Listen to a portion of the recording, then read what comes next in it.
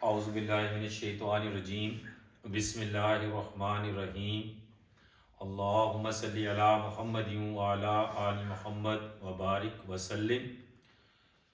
प्यारे बच्चों, आज हम केमिस्ट्री का जो हमारा सिलसिला चल रहा था चौथे चैप्टर का, उसका आज का हमारा टॉपिक है अल्काइंस। इसके बारे में मैं बताऊंगा कि अल्काइंस क्या हैं। तो थोड़ा सा अल्काइंस के बारे में बताता चले तो हम देखते हैं कि अल्काइंस का जो है, जिसको हम कह लें कि इसका इंट्रोडक्शन क्या है, कि अल्काइंस होंगे क्या, क्या होते हैं। अल्काइंस जो है वो अनसैचुरेटेड हाइड्रोकार्बन होते हैं। आप लोग जानते हो कि अनसैचुरेटेड और हाइड्रोकार्बन क्या है? ऐसे हाइड्रोकार्बन जिनमें कार्बन एटम्स के माबैन दो कार्बन एटम जो है वो डबल कोवलेंट बॉन्डिंग से आपस में जो है वो जुड़े हुए हो, या फिर जो है वो दो कार्बन एटम्स के दरमियान ट्रिपल कोवलेंट बॉन्डिंग हो, तो उस किस्म के हम, और इनको हमने क्या बोलना है, ये हमारे पास हाइड्रोकार्बन है। तो ये जो हमारे पास हाइड्रोकार्बन, जिनको हम अनसैचुरेटेड हाइड्रोकार्बन कहते हैं, अगर कार्बन एटम्स के माबैन, ये जो हमारे पास है आज का हमारा टॉपिक, कार्बन एटम्स के माबैन ट्रिपल कोवलेंट बॉन्डिंग है, तो उस किस्म के हाइड्रोकार्बन को हमने क्या नाम देना है? अल्काइंस का नाम देंगे। तो अल्काइंस के बारे में जब आप लोगों से कोई पूछे कि शॉर्ट क्वेश्चन आ सकता है कि व्हाट आर अल्काइंस, कि अल्काइंस क्या होते हैं, तो आप लोगों ने कहना है कि अल्काइंस आर अनसैचुरेटेड हाइड्रोकार्बन। यहां पर आप लोग जो है ऐड कर सकते हो कि अल्काइन जो है वो अनसैचुरेटेड हाइड्रोकार्बन है, और इसके साथ अल्काइंस अनसैचुरेटेड हाइड्रोकार्बन है, और उसमें इनका जनरल फार्मूला जो है वो CnH2n-2 होता है। और इनका जो फर्स्ट मेंबर है अल्काइंस का, उसको हम जो है वो एसिटाइलिन का नाम भी देते हैं। एसिटाइलिन, जिसका कीमियाई फार्मूला C2H2 होगा।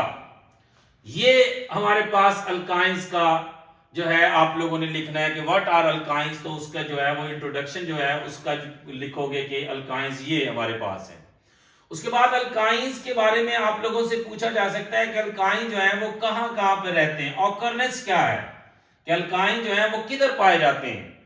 अल्काइंस फ्री स्टेट में आप लोगों ने ज़हन में रखना है कि अल्काइन जो है वो फ्री स्टेट में जो है वो कैनॉट एग्जिस्ट, अल्काइन जो है वो फ्री स्टेट में एग्जिस्ट नहीं करते, या जिसको हम जो है वो कांट कह लो, कैनॉट एग्जिस्ट। और दूसरा, अल्काइन जो है वो फ्री स्टेट में नहीं होते। लेकिन अगर हम इसको देखें, आप लोगों की बुक में है कि कोल गैस, जो कोल गैस है, जो कोल माइन से खारिज होती है, उसके अंदर जो है वो जो पहला मेंबर एसिटाइलिन है, जिसको हमने जो है कहा है कि ये कोल गैस के अंदर इसकी मिकदार जो है वो 0.06% जो है वो मौजूद होती है।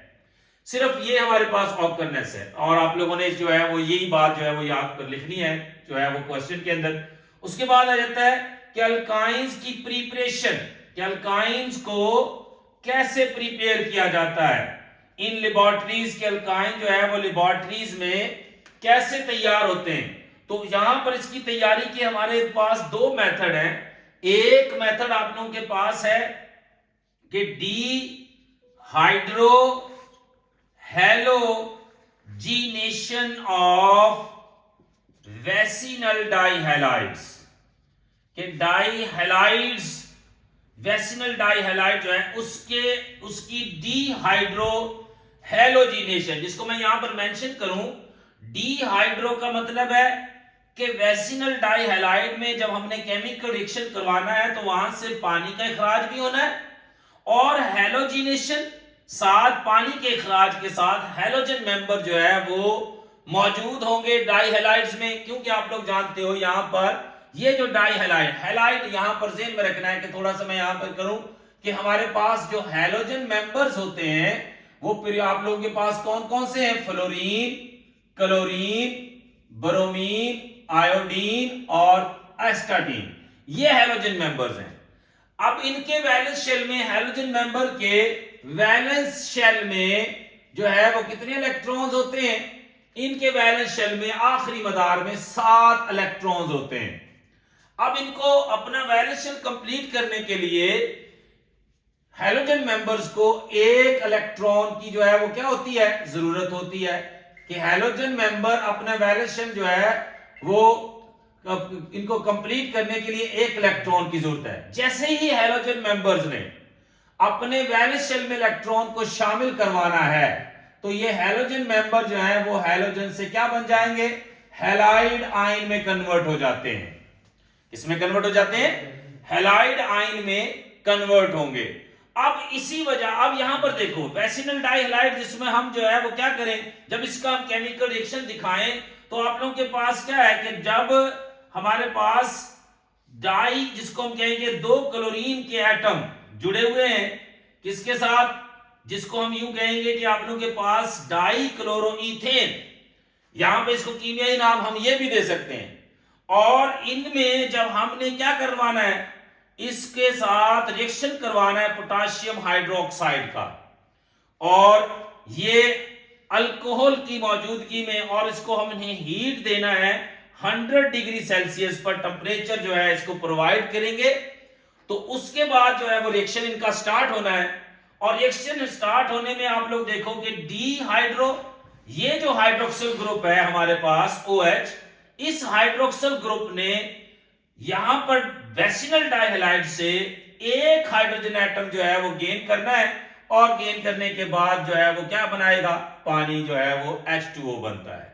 उसके बाद यहां पर ये देखो, ये अल्कली मेटल है, के पोटाशियम का सिंबल है। अब जब भी ये हैलोजन मेंबर की डेफिनेशन जो है यूं भी की जाती है कि जब भी ऐसे मेंबर जो क्या करें, पोटाश यानी अल्कली मेटल्स के साथ रिएक्शन करके साल्ट प्रोड्यूस करें, उनको हम हैलोजन मेंबर कहते हैं। और तमाम हैलोजन मेंबर जो हैं वो अल्कली मेटल के साथ जो है वो तेजी के साथ रिएक्शन करते हैं और फौरी तौर पर जो है वो साल्ट बनाते हैं, और हमारे पास क्या बनेगा, पोटाशियम क्लोराइड बनता है, KCl। और साथ आप लोगों के पास यहां से हमें जो है वो अल्काइन मेंबर जो है वो ट्रिपल बॉन्डिंग वाला जो है, जिसको हम एसिटाइलिन कहते हैं, वो हमें हासिल होता है। इस तरह लेबोरेटरी में जो है वो अल्कोहल की मौजूदगी में हम जो है वो क्या करते हैं, अल्काइंस मेंबर को तैयार करते हैं। किसके रिएक्शन, किसके साथ, वैसिनल डाइहैलाइड और पोटाशियम हाइड्रोक्साइड को अल्कोहल की मौजूदगी में 100 डिग्री सेल्सियस पर जो है वो टेम्परेचर जो दिया जाता है, और वाटर और पोटाशियम क्लोराइड। अब देखो इस कंपाउंड से आप लोगों के पास क्लोरीन भी बाहर निकल गया और वाटर भी जो है वो बाहर निकला है, तो जिसका मतलब है डीहाइड्रो हैलोजिनेशन, और साथ जो है वो हमें क्या हासिल हुआ है, अल्काइन जो है वो हासिल हुआ है। दूसरा मेथड जो है इसको हमारे पास तैयार करने का वो कौन सा है जी, जिसको हम कहेंगे डीहैलोजिनेशन ऑफ टेट्राहैलाइड्स। दूसरा मेथड है डीहैलोजिनेशन ऑफ टेट्राहैलाइड्स। तो टेट्राहैलाइड्स की डीहैलोजिनेशन मतलब जो है आप लोगों के पास हमने अब सिर्फ और सिर्फ जो है हैलोजन मेंबर का इखराज करना है। तो आप लोगों के पास एक ऐसा हमारे पास कंपाउंड है जिसमें 4 क्लोरीन के एटम जो हैं वो बॉन्डिंग कर रहे हैं। किसके साथ बॉन्डिंग कर रहे हैं, आप लोगों के पास 2 कार्बन एटम के साथ। तो उसके बाद आप लोगों ने क्या करवाना है, इनको हमने जो है वो अल्केन्स मेंबर से बाहर जो है वो खारिज करवाना है। और किसकी मौजूदगी में हम करते हैं, जब आप लोग रिएक्शन करवाते हो, किसके साथ रिएक्शन करवाते हैं, हम जिंक के साथ। और ये जिंक जो है वो डस्ट की शक्ल में जो है वो हमें रखनी है, और इनको आप लोग प्रोवाइड करते हो हीट। क्या प्रोवाइड करते हैं, हम इनको हीट देते हैं। जैसे ही हमने इनको हरारत देनी है, रिएक्शन करवा स्टार्ट होता है, जिंक के साथ क्लोरीन मेंबर जो है वो रिएक्शन करते हैं और ZnCl2 बनता है, और उसके साथ हमारे पास जो है वो एसिटाइलिन जो है वो साथ बनेगा। और इसमें देखो सारे के सारे जो है वो हैलोजन मेंबर।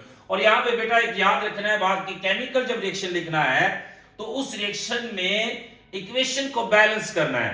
तो यहां पर बैलेंस करते हुए हम देखें कि यहां पर हमारे पास हाइड्रोजन मेंबर कितने, 1 2 3 और 4, और उसके साथ ये 5 है। लेकिन हम यहां पर देखते हैं तो 1 2 और आप लोगों के पास 4 है, इनको हमने बैलेंस करना है। तो यहां पर आप लोगों के पास हम 2 लगाएंगे, और इसी तरीके से क्लोरीन मेंबर इधर कितने हैं, 2 है, और यहां पर भी हमने जो है वो 2 लगाना है, जिसके लिए आप लोग जब 2 लगाओगे तो क्लोरीन आप लोगों के पास वो भी बैलेंस में हो गया। लेकिन पोटाशियम जो है वो यहां पर जो है इसके भी 2 एटम बने, और यहां पर कोफिशिएंट जो हम लगा रहे हैं तो कोफिशिएंट का सारे लेके पोटाशियम भी 2। अब काउंट करें 1 2 3 4, और 1 यहां पर लगा हुआ है, 1 और 2 से मल्टीप्लाई होगा, 6 हाइड्रोजन के एटम हो गए, 2 2 4 5, और आप लोगों के पास ये छठा हाइड्रोजन एटम। इसी तरीके से क्लोरीन के 2 एटम हो गए, क्लोरीन के 1 और 1 2 एटम। उसके बाद कार्बन के 2 एटम है। इक्वेशन आप लोगों के पास जो है वो बैलेंस करके लिखनी है, नहीं तो नंबर जो है वो कैंसिल कर सकता है एग्जामिनर। और इसके अंदर हमारे पास जो है वो देखो जिंक, क्लोरीन के इधर कितने एटम है, 1 2 3 और 4। यहां पर आप लोगों के पास जो है वो क्लोरीन के 2 एटम, इसको बैलेंस करने के लिए मैं 2 लगाऊंगा कोफिशिएंट, तो क्लोरीन हमारे पास बैलेंस हो गया। लेकिन जिंक इधर 1 एटम है, इसके लिए भी हमें 2 लगाना पड़ेगा कोफिशिएंट। तो अब ये इक्वेशन हमारे पास जो है वो बैलेंस होती है। और ये आप लोगों के पास जो है वो इस तरह लेबोरेटरीज के अंदर जो है वो हम डीहाइड्रोहैलोजिनेशन ऑफ वेसिनल डाइहैलाइड्स और डीहैलोजिनेशन ऑफ टेट्राहैलाइड्स जो है वो हम तैयारी करवाते हैं लेबोरेटरीज के अंदर। तो उसके बाद इनकी फिजिकल प्रॉपर्टीज हैं और केमिकल प्रॉपर्टीज इंशाल्लाह जो है वो हमारे नेक्स्ट लेक्चर में होगा। और अपने जो है वो ये सीरीज हमारी जो है वो चल रही है, इस चैप्टर को मुकम्मल करेंगे। उसके बाद जो है हम बच्चों की फरमाइश के ऊपर मैं इंशाल्लाह अज़ीज वो चैप्टर जो है वो अपलोड करूंगा। जो बच्चे जो हैं, जिन बच्चों को इनकी कुछ प्रॉब्लम आ रही है केमिस्ट्री के, जो है वो 10वीं क्लास की केमिस्ट्री के अंदर जो जो मसाइल उनके लिए हैं, जिनकी सब चैप्टर की समझ नहीं है, तो वो घर पे बैठ के आराम से जो है वो जब अपना जो है टेस्ट तैयार कर रहे होंगे तो वो इस टेस्ट के दौरान जो है वो अपना जो है वो मोबाइल फ़ोन के ज़रिए जो है अपने अलमुराद साइंस एकेडमी का पेज ओपन करेंगे, और उसके ऊपर जो है वो जब मर्जी जो है जिस मर्जी अपनी जो है वो इस्लाह कर सकते हैं। अस्सलाम वालेकुम।